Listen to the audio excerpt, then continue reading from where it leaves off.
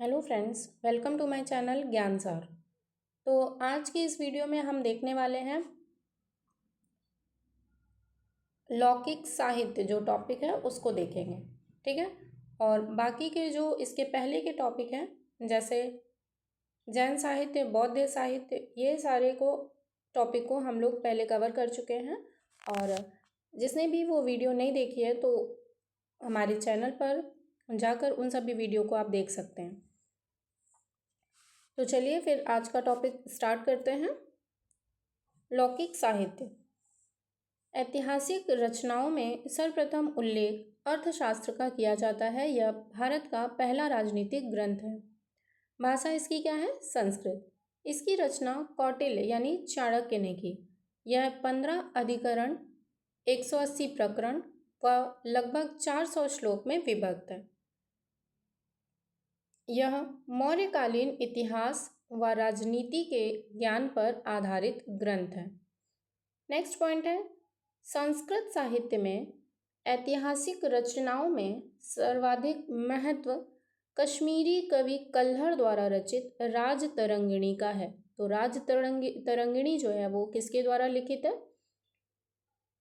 कल्हड़ के द्वारा। ठीक है। इसमें 8 सर्ग हैं जिन्हें तरंग कहा गया है। इसमें कश्मीर के शासकों का वर्णन है और संस्कृत साहित्य में ऐतिहासिक घटनाओं के क्रमबद्ध इतिहास लिखने का प्रथम प्रयास है।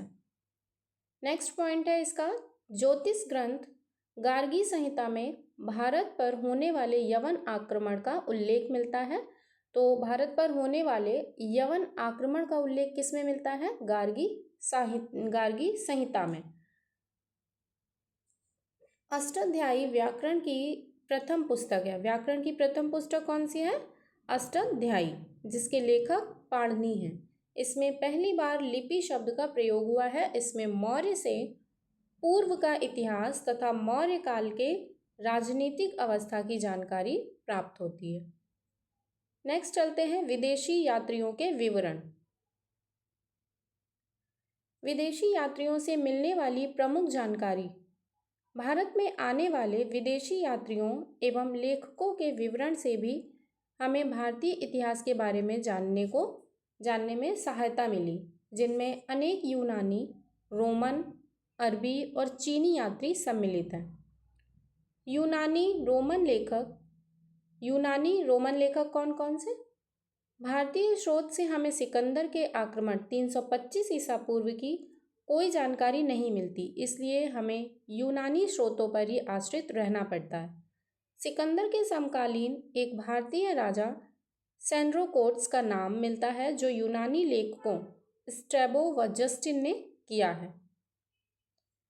नेक्स्ट पॉइंट है, एरियन तथा प्लूटार्क ने उसे एंड्रोकोट्स तथा फिलार्कस ने सेंड्रोकोट्स के नाम से उल्लेख किया। स्ट्रैबो, डियोडोरस, प्लिनी और एरियन नामक यूनानी विद्वान क्लासिकल लेखक के रूप में जाने जाते हैं। टेसियस, यह ईरानी राजवैद्य था। तो ईरानी राजवैद्य कौन था? ये टेसियस था। ठीक है। नेक्स्ट, हेरोडोटस, इसे इतिहास का पिता कहा जाता है। अपनी पुस्तक हिस्टोरिका 5वीं शताब्दी ईसा पूर्व में लिखी भारत फ्रांस संबंध इसमें वर्णन किया गया है। ठीक है। तो हेरोडोटस को क्या कहा जाता है? इतिहास का पिता कहा जाता है। और इनकी पुस्तक कौन सी है? हिस्टोरिका। तो इसमें हिस्टोरिका जो पुस्तक है इसमें किसका वर्णन है? भारत फारस संबंध का वर्णन है। नेक्स्ट पॉइंट है निर्याकस, आनेसिक्रिट्स, अरिस्टोबुल्स, ये सभी लेखक सिकंदर के समकालीन व इनका विवरण अधिक प्रामाणिक व विश्वसनीय था। नेक्स्ट है टॉलमी, 2वीं शताब्दी में भारत का भूगोल नामक पुस्तक लिखी। तो टॉलमी ने कौन सी पुस्तक लिखी? भारत का भूगोल। टॉलमी ने ज्योग्राफी व पेरिप्लस ऑफ द एरिथ्रियन सी नामक पुस्तक लिखी। भारतीय बंदरगाहों व व्यापारिक वस्तुओं का वर्णन है इसमें। नेक्स्ट पॉइंट है डायोनीसियस, ये मिस्र नरेश टॉलमी फिलाडेल्फिस के राजदूत अशोक के दरबार में आए। नेक्स्ट है डायमेकस, ये सीरियाई राजा एंटियोकस फर्स्ट के राजदूत बिंदुसार के दरबार में आए। तो क्वेश्चन ये बन सकता है कि अशोक के दरबार में कौन आए, डायोनीसियस आए, और बिंदुसार के दरबार में कौन आए, डायमेकस। मेगस्थनीज, सेल्यूकस निकेटर के राजदूत के रूप में चंद्रगुप्त मौर्य के दरबार में रहा। तो मेगस्थनीज किसके दरबार में, चंद्रगुप्त मौर्य के दरबार में रहा। इसकी पुस्तक इंडिका में मौर्यकालीन समाज व संस्कृति का उल्लेख है। नेक्स्ट पॉइंट है प्लिनी, इसकी पुस्तक नेचुरल हिस्टोरिका ईसा की प्रथम सदी है। यह लैटिन भाषा में है। इसमें भारत व इटली के मध्य व्यापार, वनस्पतियों व खनिजों का वर्णन है। नेक्स्ट पॉइंट है फ्रांसवा बर्नियर, यह फ्रांस का निवासी एवं एक चिकित्सक है और राजनीतिक व दार्शनिक भी है। ठीक है, आगे चलते हैं नेक्स्ट पॉइंट पे। नेक्स्ट पॉइंट है राजनीतिक एवं इतिहासकार था। वह 1656 ईस्वी से 1668 ईस्वी तक मुगल दरबार में रहा। इसमें पूर्व एवं पश्चिम की तुलना करते हुए travels in the Mughal empire पुस्तक लिखी। नेक्स्ट पॉइंट है चीनी यानी चीनी यात्री। भारत में आने वाले अधिकांश चीनी यात्री बौद्ध मतानुयायी थे। तो भारत में आने वाले अधिकांश जो चीनी यात्री थे वो किसके अनुयायी थे, बौद्ध के। ठीक है, तो कुछ चीनी यात्रियों के यहाँ पर वर्णन दिया गया, उनको भी देखते हैं। सबसे पहला है फाह्यान, यह गुप्त नरेश चंद्रगुप्त द्वितीय यानी विक्रमादित्य 375 से लेकर के 415 ईस्वी के दरबार में भारत आया। तो जो फाह्यान था वो किसके दरबार में भारत आया था, विक्रमादित्य यानी चंद्रगुप्त द्वितीय। 399 से 414 ईस्वी तक उसने भारत के विभिन्न स्थानों का भ्रमण किया। उसने गुप्तकालीन भारत की सामाजिक, आर्थिक तथा धार्मिक स्थिति का विवरण दिया। इसने समुद्र मार्ग से यात्रा की। नेक्स्ट है वेनसांग, 7वीं सदी में हर्ष के शासनकाल में भारत आया। तो वेनसांग किसके शासनकाल में भारत आया, हर्ष के शासनकाल में। वह भारत में 16 वर्षों तक रहा।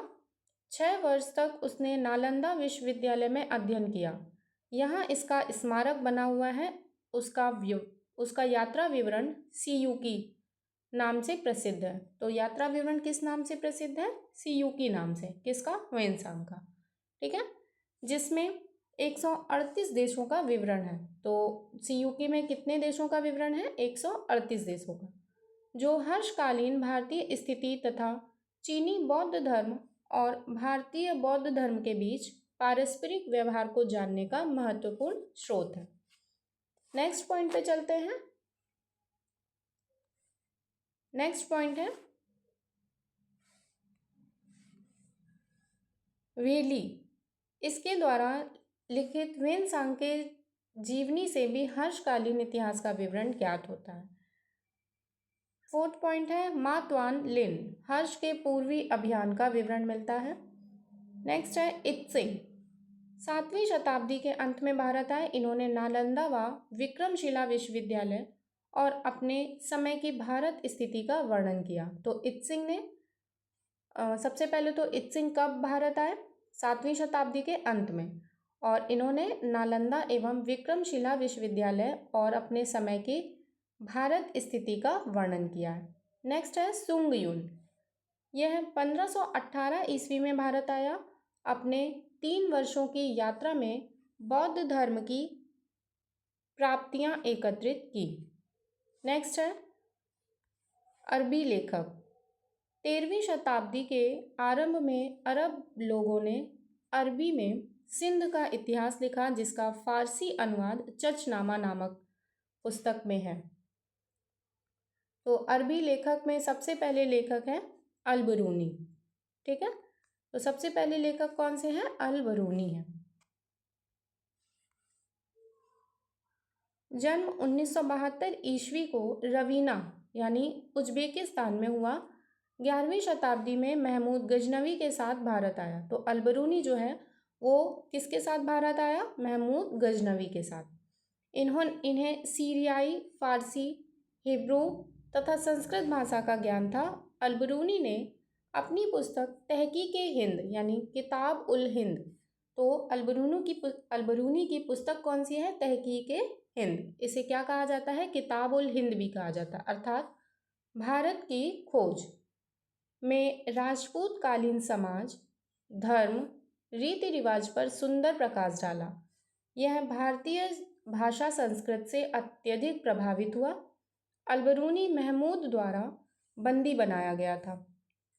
तो अलबरूनी किसके द्वारा बंदी बना लिया गया? महमूद द्वारा, और उसी के साथ ये भारत आया था। ठीक, बाद में उसकी योग्यता से प्रभावित होकर उसे राज्य ज्योतिषी बना दिया गया।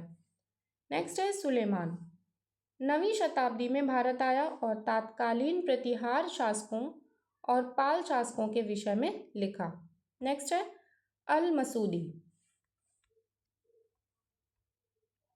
नेक्स्ट क्या है? अल मसूदी। 10वीं सदी में बगदादी यात्री अल मसूदी भारत आया।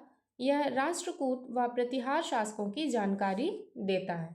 तो अल मसूदी किसकी जानकारी देता है? राष्ट्रकूट और प्रतिहारों की। नेक्स्ट है इब्ने बतूता। यह मोरक्को का निवासी था। इसने अपनी यात्रा वृत्तांत अरबी भाषा में लिखा, जिसे रेहला कहा जाता है। तो रेहला किस भाषा में है? अरबी भाषा में। और ये क्या है? यात्रा वृत्तांत है इसका। 1333 को स्थल मार्ग से सिंध पहुंचा और 14वीं शताब्दी में 1333 ईस्वी में दिल्ली पहुंचने पर इससे प्रभावित होकर सुल्तान महमूद बिन तुगलक ने उसे दिल्ली का काजी यानी न्यायाधीश नियुक्त किया। इसे 1342 में दूत बनाकर चीन भेजा। इसने भारतीय डाक प्रणाली उलुक पर विशेष प्रकाश डाला। तो भारतीय डाक प्रणाली पर विशेष प्रकाश किसने डाला? इब्ने बतूता ने। ठीक है। नेक्स्ट है अन्य लेखक। तारानाथ तिब्बती लेखक हैं। इसने कंयूर तथा तंगयूर नामक ग्रंथ की रचना की। इनसे भारतीय इतिहास के बारे में जानकारी मिलती है। नेक्स्ट है मार्को पोलो। नेक्स्ट क्या है? Marco Polo. यह 13वीं शताब्दी के अंत में पांड्य देश की यात्रा पर आया था। इसका विवरण पांड्य इतिहास के अध्ययन के लिए उपयोगी है। नेक्स्ट है अब्दुल रज्जाक समरकंदी। अब्दुल रज्जाक समरकंदी ने 1440 ईस्वी के दशक में दक्षिण भारत की यात्रा की। नेक्स्ट पॉइंट है शेख अली हाजिन। शेख अली हाजिन ने 1740 के दशक में उत्तर भारत की यात्रा की। नेक्स्ट पॉइंट है फ्रांसीसी जोहरी जियो बेप्टिस्ट तैवर्नियर ने 6 बार दक्षिण भारत की यात्रा की। एक बार भारत की तुलना इसने क्या किया? एक भारत की तुलना ईरान तथा ऑटोमन साम्राज्य से की। पेलसर्ट नामक डच यात्री ने 17वीं शताब्दी के आरंभिक दशकों में उपमहाद्वीप की यात्रा की। तो ये सब जो था ये अन्य क्या था? अन्य चीनी अरबी लोगों के बारे में विवरण था, है ना। ये सब लेखकों का विवरण दिया गया था। और बाकी जो नेक्स्ट पॉइंट है पाषाण एवं ताम्र पाषाण काल, तो ये हम लोग नेक्स्ट पॉइंट नेक्स्ट वीडियो में कवर करेंगे। वीडियो देखने के लिए आपका बहुत बहुत धन्यवाद। और वीडियो पसंद आ रही हो तो प्लीज़ वीडियो को लाइक, चैनल को सब्सक्राइब ज़रूर करें। Thank you.